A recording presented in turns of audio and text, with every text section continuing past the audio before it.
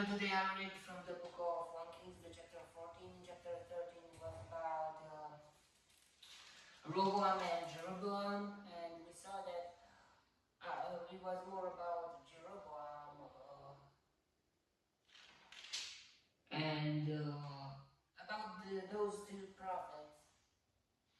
That one was a liar, and one lied to another one, and cut him to destruction, and was not to give up,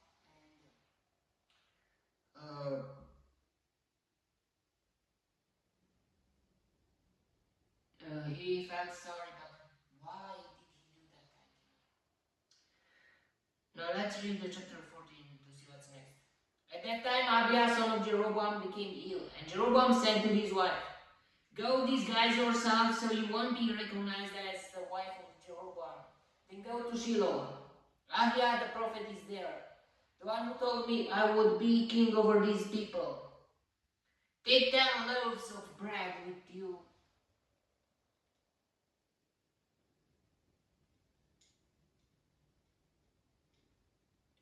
some cakes and a jar of honey, and go to him. He will tell you what will happen to the boy." So Jeroboam's wife did what he said and went to Ahiah's house in Shiloh.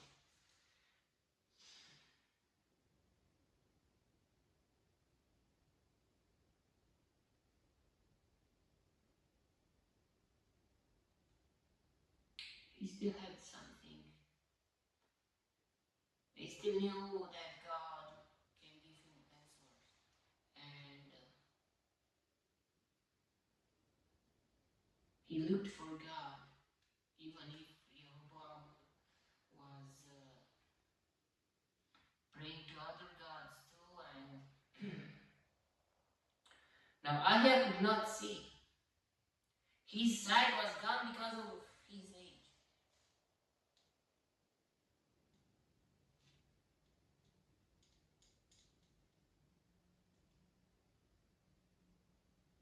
But the Lord had told Ahiah, "Jeroboam's wife is coming to ask you about her son, for he is ill.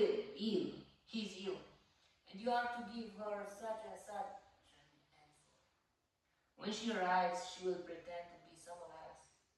So when Ahiah heard the sound of her footsteps at the door, he said, "Come in, wife of Jeroboam.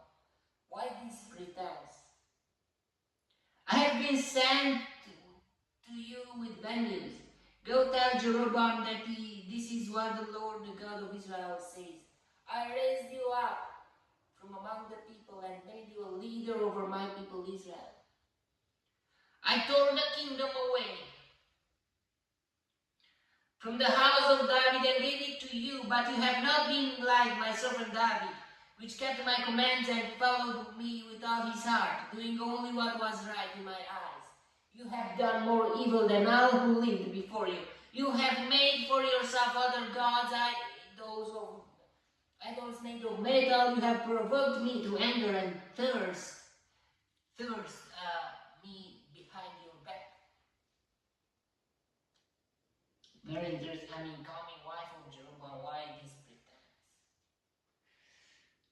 Even if Ahiah was the prophet was dying, God was there.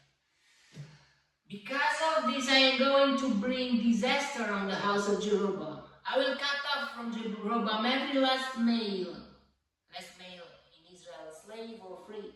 I will burn up the house of Jeroboam as one burns down, until it is all gone. Dogs will eat those belonging to Jeroboam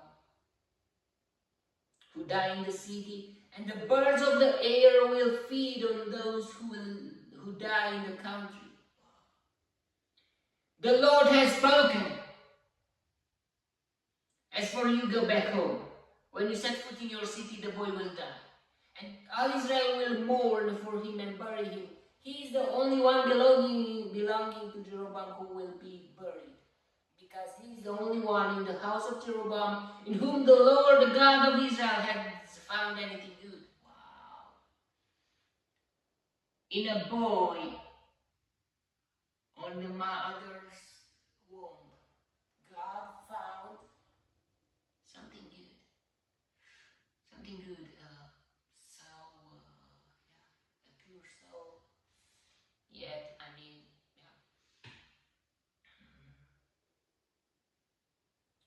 the Lord will raise up for himself a king over Israel who will cut off the family of Jeroboam. This is the day. What? Yes, even now. And the Lord will strike Israel so that it will be like a reed swaying in the water. He will uproot Israel from this good land that he gave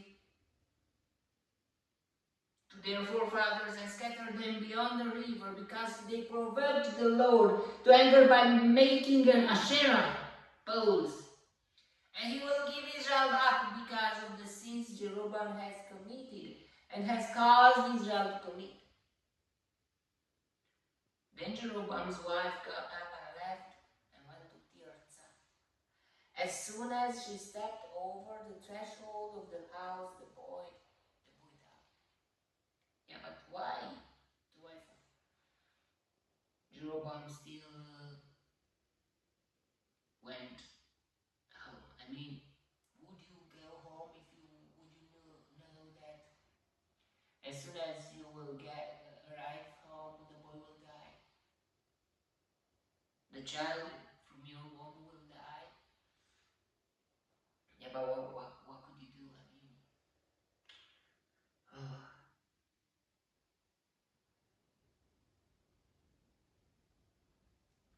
the threshold of the house, the boy died. They buried him, and all Israel mourned for him, as the Lord had said through his servant the prophet Haggai. The other event of Jeroboam's reign, his wars, and how he ruled, are written in the book of the Annals of the Kings of Israel. He reigned for 22 years and then rested with his fathers.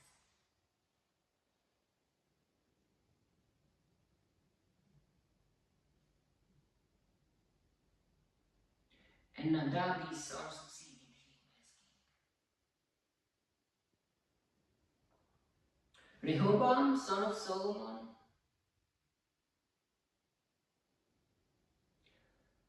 was king in Judah.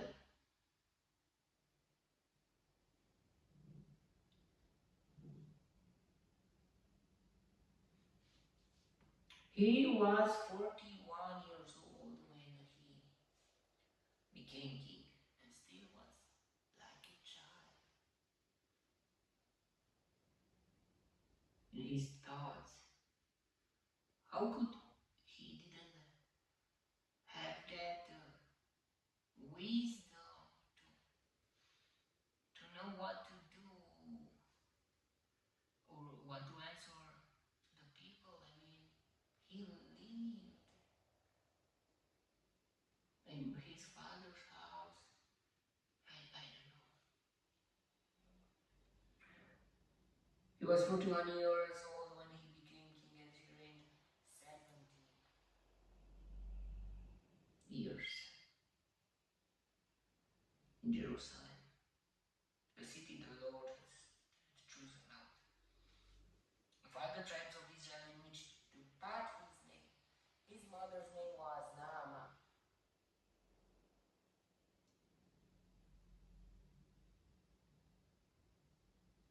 She was an Amorite. Wow. Yeah, it's a bad thing that Judah did evil in the eyes of the Lord. By the sins they committed, they stirred up his jealous anger more than their fathers had done. They also set up for themselves high places, sacred stones, and Asherah poles on every high hill and under every spreading tree. There were even male shrine prostitutes in the land. The people engaged in all the detestable practices of the nations the Lord had driven out before the Israelites. Wow, sodomites and very weird. In the 5th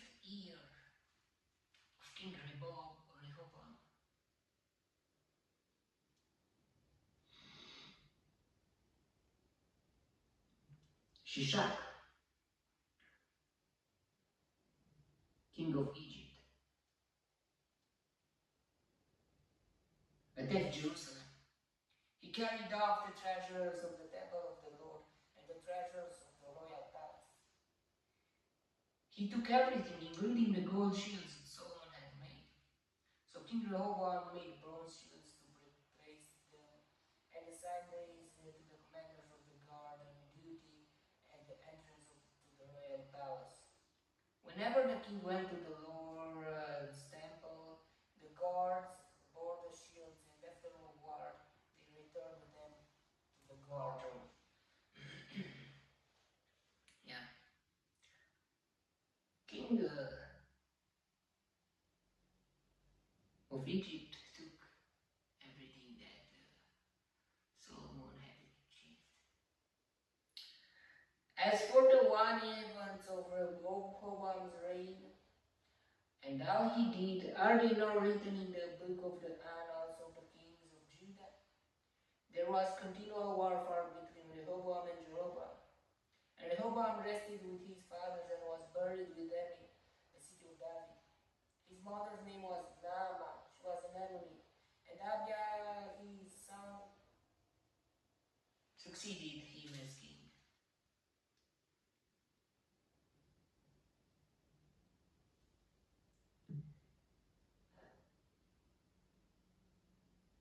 So in the royal blood, there were Ammonites and lots of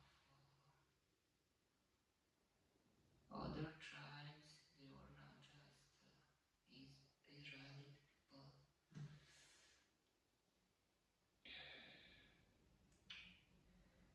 Okay, there was a chapter very sad that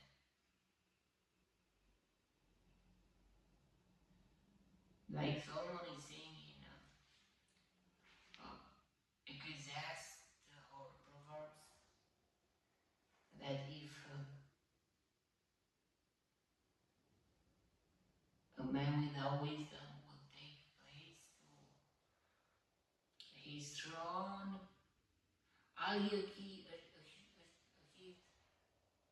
will be could be destroyed in just 1 second. And with other words, but we know the idea.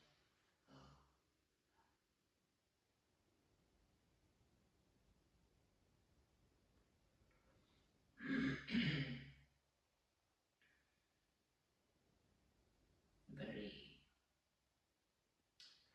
very sad thing. Okay, there was a chapter